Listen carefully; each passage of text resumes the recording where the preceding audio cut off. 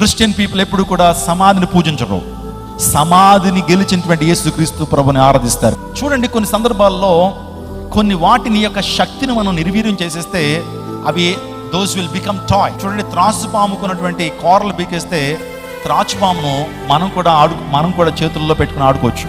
ఎందుకంటే దానికి ఉన్న విషయం ఎప్పుడైతే తీసేసామో, దానిలో ఉన్నటువంటి ఆ కూరలు ఎప్పుడైతే పీకేసామో దానిలో శక్తి నిర్వీర్యం అయిపోద్ది. ఒక తేలుని మీరు తీసుకోండి, తేలు యొక్క కొండిని విరిచేస్తే తేలుతో మనం కూడా ఆటలాడుకోవచ్చు. ఆలోచన చేయండి. ఇప్పుడు జీసస్ చేసింది ఏంటంటే మరణానికి ఉన్న శక్తి నిర్వీర్యం చేసేసాడు. ఆయన మరణానికి ఉన్న పవర్ని ఆయన నిర్వీర్యం చేసేది. ఒక యాటమ్ బాంబుని చూడండి, యాటమ్ బాంబును అనేటువంటిది ఒక పవర్ఫుల్ అది వెపన్. దాన్ని ఎప్పుడైతే నిర్వీర్యం చేస్తామో దాంతో కూడా మనం ఆడుకోవచ్చు. యాటమ్ బాంబుతో ఈరోజు మన నాగసాకి అనే ప్రాంతంలో అమెరికన్స్ వేశారు. సెకండ్ వరల్డ్ వార్లో అనేక కోట్ల మంది చనిపోయారు. కానీ దానికి ఉన్న శక్తిని ఎప్పుడైతే నిర్వీర్యం చేస్తామో we can play with atom bomb.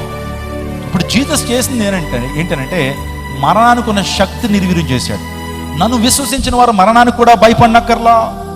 నన్ను విశ్వసించిన వారు మరణానికి కూడా భయపడిన. ఎందుకో తెలుసా? నేను ఏ విధంగా పునరుత్థాన శక్తిని పొందానో మీకు కూడా ఆ శక్తిని నేను ఇస్తాను.